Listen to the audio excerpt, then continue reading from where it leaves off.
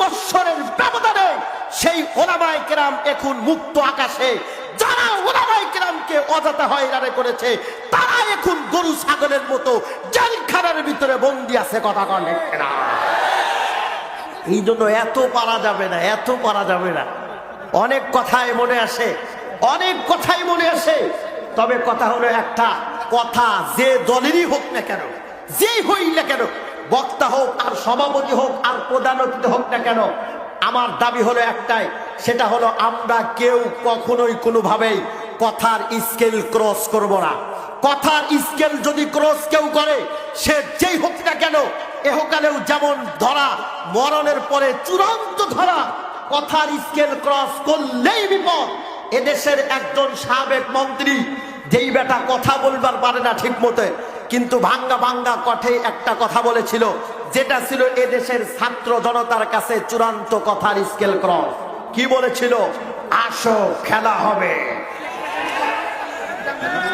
ফখরুল সাহেব পালাবো না, এই কথাটা ছিল তার জন্য কথার চূড়ান্ত স্কেল ক্রস। যেই বাচ্চা এই খেলার কথা বলেছে, এদেশের ছাত্র জনতা জন্য মাঠে নামছে। আল্লাহর বান্দা রাত্রির অন্ধকারে খেলার মাঠ, এমনকি দেশ ছেড়ে পালাতে বাধ্য হয়েছে।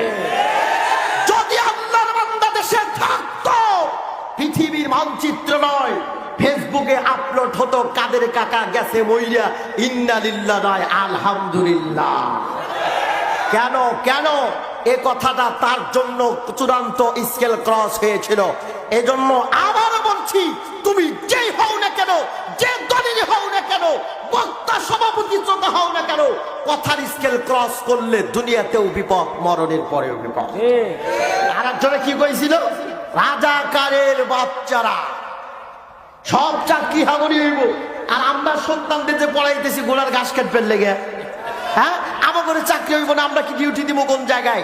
এ কথাটা তার জন্য চূড়ান্ত স্কেল ক্রস ছিল, যার কারণে এদেশের ছাত্র জনতা ক্ষিপ্ত হয়ে তার বাবার মাথার উপরে দাঁড়া প্রস্রাব পর্যন্ত করে দিয়েছে। কথা কন ঠিক কিনা? এই জন্য সাবধান, কথার স্কেল ক্রস।